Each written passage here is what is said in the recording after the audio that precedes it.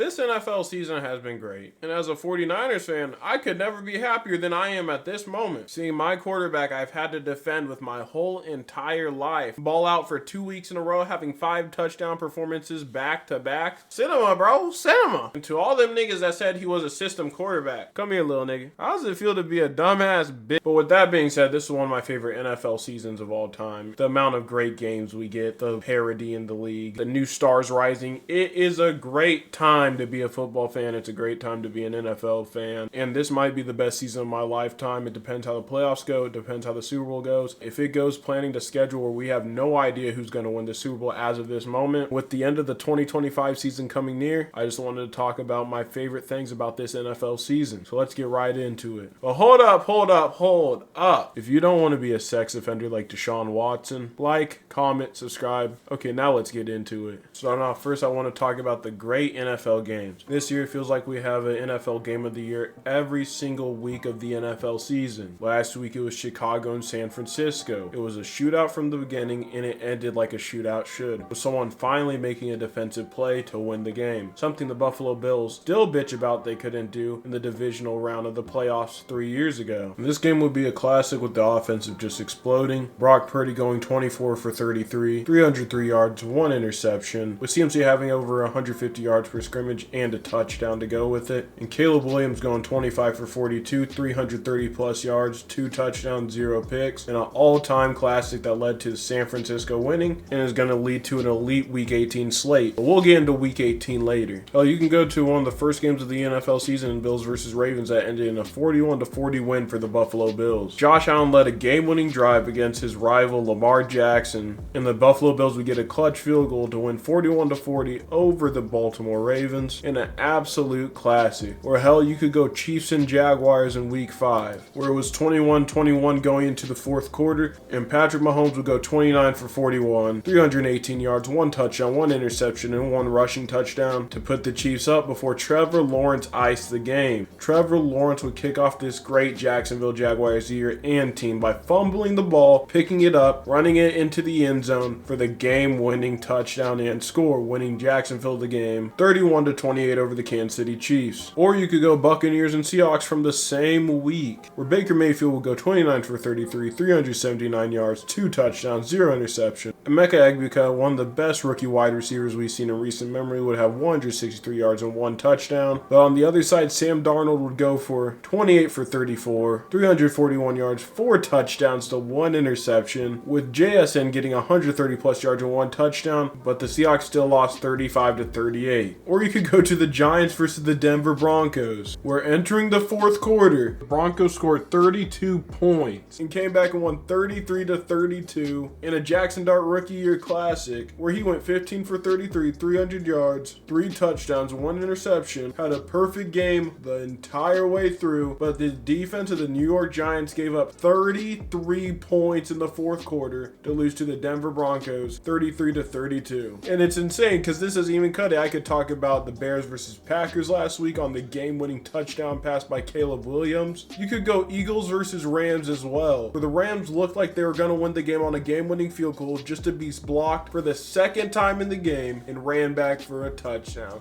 This year's games and slate has been insane. The league has been as competitive as Justin Tucker and Deshaun Watson fighting over a massage therapist. And speaking of competitiveness, let's get to my next topic. The parity of the league is great. Genuinely, I can't remember a time in my life where there's been more parity in the NFL. And this is going to be one of the first times in NFL history every division outside of the NFC South, trash-ass division, embarrassing-ass division, welfare-ass division, disability-ass division, where every division in the NFL has 2 teams with a winning record. The AFC East has the 13-3 Patriots and the 11-5 Bills. The AFC North has the 8-8 Ravens and the 9-7 Steelers. The AFC South has the 12-4 Jaguars, the 11-5 Texans, and the 8-8 Colts. The AFC West has the 13-3 Denver Broncos and the 11-5 Chargers. The NFC North has the 11-5 Bears, 9-6 Packers, and the 8-8 Vikings. The NFC South is trash. This is a shit Bowl. You guys do not deserve a top 4 seed. And then you got the NFC West, which my 49ers happen to be in, with the 13-3 Seattle Seahawks, 12-4 49ers, and the 11-4 Rams, and the Cardinals. But the good thing about parity in the NFL is how much competitiveness there's going to be in the playoffs. People are still competing for playoff spots, especially if you look at this Week 18 slate, which, hold up, we'll get to in a second. I know y'all want to talk about it. You have the NFC West up for grabs, which arguably has the top 3 teams in the NFL. There's several teams with a winning record that just outright can't make the playoffs because how good the NFL is. And this is the first year I don't think anyone will have the right prediction for the Super Bowl unless you're a fan of the team in the playoffs. I don't know what the percentages are, but if I were to have to guess, probably the highest odds is a 25% chance, if even that. And now on to another thing. It's that when Josh Allen loses in the playoffs, there's no fucking excuse, my nigga! Josh Allen isn't winning the Super Bowl. Might make the AFC Championship. And when he doesn't win the Super Bowl, there's going to be so much excuses for him. He doesn't have weapons. Sean McDermott's a dumbass. His shoe was untied. Haley Steinfeld was so sexy it distracted him. Any excuse you can think of, I guarantee is going to be made for Josh Allen. There's no excuse for Josh Allen not to win the Super Bowl this year. But realistically, if you have me talking, Patrick Mahomes was the best quarterback in the world in 2022. His top weapon was a 33-year-old Travis Kelce and a Juju Smith-Schuster who had 900 receiving yards. He led the league in passing touchdowns and passing yards, and on a fractured ankle, he won the Super Bowl. Josh Allen has no excuse imaginable. He should win the Super Bowl, but he's just not going to, and I can't wait to see another offseason full of excuses. Hell, maybe we might get another rule change, nigga. Shit. Another reason why I love this NFL season a lot is the new MVP candidates. Drake May and Matthew Stafford each don't have an MVP. Drake May winning an MVP this young would just be impressive in itself. He's had a great season, even though he's had a cupcake schedule. His stats are great, and he's leading the #1 team in the AFC. Matthew Stafford, it's been a question for years if he's a Hall of Famer. A lot of people say he hasn't ever had that one elite season, and it looks like he's having it. He's my favorite to win the MVP. He's been my favorite to win the MVP since halfway through the season. He's most likely going to win 12 games this season. He's going to lead the league in passing yards and passing touchdowns, most likely. He's on a great roster. He could win another Super Bowl, and honestly, if he wins a Super Bowl or wins the MVP, he's cemented as an NFL Hall of Famer and arguably one of the 10 greatest quarterbacks of all time. At least better than Eli Manning's bitch ass. It's just nice to have an NFL season where the MVP candidates are Lamar Jackson, Patrick Mahomes, and Josh Allen. I love Lamar and Patrick Mahomes though. It's just nice to see new people going to get the biggest award an individual can get in the NFL season, and I love that. Personally, it would go to Brock Purdy if you ask me, because Brock Purdy is goddamn my Lord and Savior at this point. Have I mentioned that I like Brock Purdy? Another reason why this NFL season is great is rising young stars. The past few seasons, we've had young stars turn into superstars, and we haven't seen a new slate of young stars. And now we're seeing a whole new generation that will be the GOATs when those guys are said and done. Granted, those guys are still relatively young in 2025, considering they're in their early 30s or late 20s. But guys like Caleb Williams, Drake May, CJ Stroud, Brock Purdy, Jordan Love, Bijan Robinson, Sam Laporta, Cooper DeJean, Will Anderson Jr., and many more guys are stepping up to the plate. They're going to be the MVPs, Offensive Player of the Years, and Defensive Player of the Years in 5 years, and they'll be battling each other from here on out. It's just nice to see young talent in the league. What can I say? And this is an off-topic rant, but why does the NFL do it way better than the NBA? We already got young talent that you could be seeing being the face of the league in 5 years from now, and we still got talent in their prime that is the face of the league. The face of the league isn't still fucking Tom Brady and Aaron Rodgers and Peyton Manning still. Patrick Mahomes, Josh Allen, Lamar Jackson, and you can see the players that will be after him and be considered the faces of the NFL. And in the NBA, who the fuck is that, my nigga? Y'all still having conversations about it. God bless, even if a European nigga might be the face of the league. Y'all don't even want that. That's an off-topic rant. I like the NBA. Just the most toxic sports community in probably all of sports.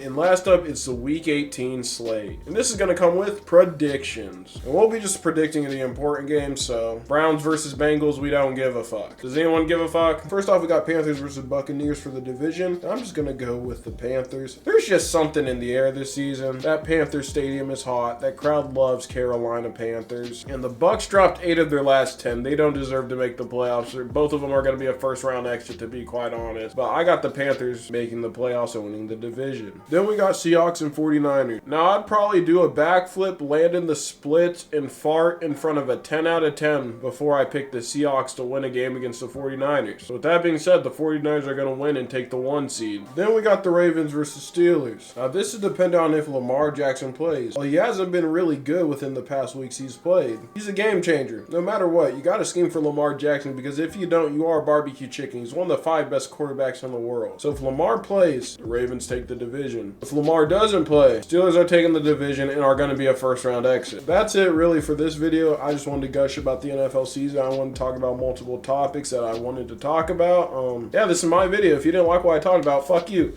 Like, comment, subscribe, and I'll catch y'all boys later. Peace.